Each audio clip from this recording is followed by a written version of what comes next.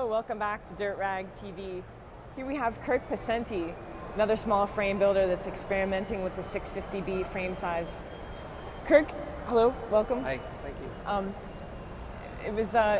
I'm really glad that you made it. We were just talking about all the missed connections and craziness, the interbike craziness that I literally didn't know. I'd never met Kirk, didn't know what he looked like, and he walked in and I didn't know, didn't realize he was my next guest. But I have seen his bike.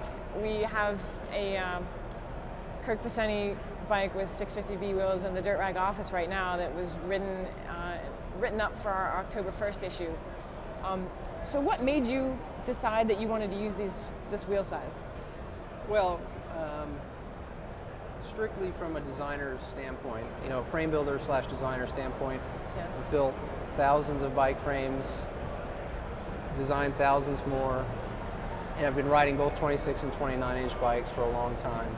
Yeah. And what I realized was that the market is shifting to more and more full suspension travel, even for cross-country type bikes. 120, 130, 40 millimeter travel is becoming very normal today.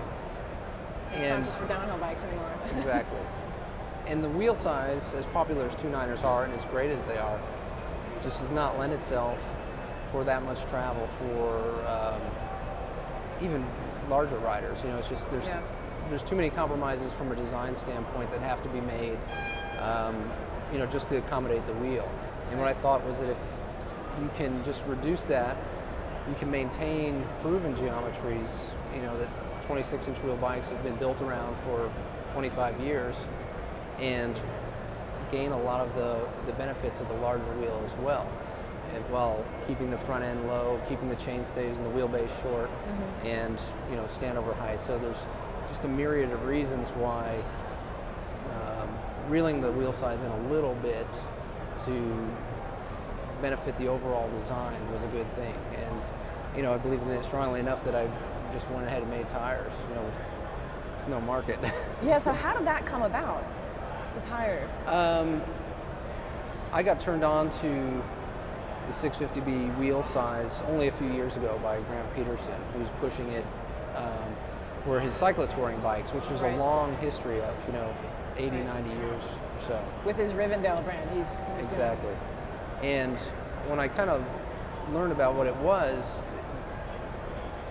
instantly I saw the application for modern mountain bikes, where you can bridge the gap. Having worked at companies like Lightspeed and Merlin, where you're getting demand for 2.9ers, because that's what is kind of hot right now. Right. For people that are just too small to fit on a well-designed bicycle, around a 29-inch wheel. And I saw this application not only to better fit smaller riders, but also work better with more contemporary designs as 120, 130 millimeter travel bikes.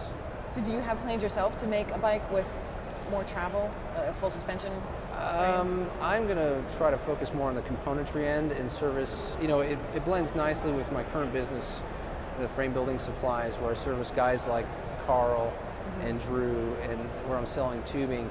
And from the very beginning, I thought that was the market for this wheel, because the smaller builders are so versatile and flexible. They can, if you walked into a shop and you wanted a 26 or a 29 or a 27.5-inch wheel bike, they can do it. Trek or Cannondale, it's going to take some years for them to get on board. Right. But the whole focus in the beginning was to just service those guys further and allow them to compete, against the bigger companies who can't react that fast. Right. And that's always been my motivation. The truth is, it's been moving much, much faster than I ever expected. Companies like Haro are calling me, and Trek, and other big companies are also interested. So it's pretty exciting. It is kind of amazing this time around with this different wheel size, how fast things are moving. Do you think that's because the industry has already gone through a period with 29 wheels, accepting that things could be different, and they're more willing to accept another change? Do you think it's because they want to jump on, this trend?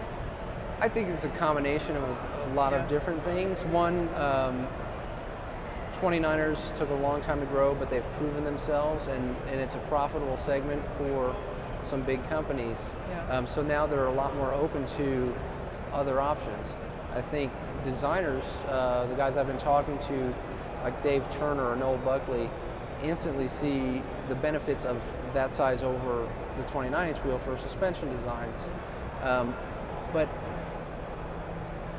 you know, there's small people, there's large people, and there's a whole lot of people in between who can, you know, and I think if you can diversify and build bikes suited not only, you know, from 12 inches to 24 inches, but you know, from 26 inches wheels to 29-inch wheels, you know, and to continue to have this different size wheels, just as you do for children, for adults. Yeah, exactly. Because there's a large range of sizes of adults, as we know.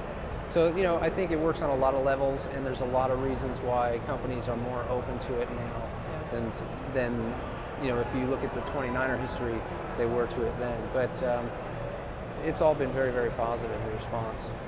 Great. Yeah, I was interested to see the Haro bike with a long travel. You know, it works. That blew me away. You know, I was thrilled. They weren't even on my radar because, you know, they're a much, much larger company than I'm accustomed to dealing with. And generally speaking, those guys take a couple years. You know, any company that size, you know, it has to. Designs they're working on today might see production for 2 or 3 years, you know, but Jill really saw the application, the fact that they fit, and the success that they had with their Mary 29er, I think clicked with her, and she saw the potential that if you can get a slightly bigger wheel on a long travel bike and maintain, you know, your wheelbase and a lot of the other features of a smaller wheel, it's a good thing. And you know, from a dollars and cents point of view, the tooling required to make their current bikes work with this wheel size is nothing compared to completely redesigning a bike to fit around the bigger wheel. That's another big factor, because the geometry doesn't have to be changed too much. In fact, I think in some cases you can just put the bigger wheels in it. I mean, ideally you would make a couple very minor changes, but it's not like redesigning a bike from scratch. Right. New tools, new design, new everything. That's hundreds of thousands of dollars in development compared to existing tooling with some minor modifications, and you're ready to go. Okay, well, good luck. Wish you continued success. Thank you. And thanks for being on TV with us today. Nice to meet you. Thank you very much for joining us. This has been a presentation of Dirt Rag TV. If you missed it, you don't know about it just yet, but you can see it on our website. In the future, in our continuing Interbike coverage, we'll have these video segments available. Thank you very much, and we'll see you tomorrow.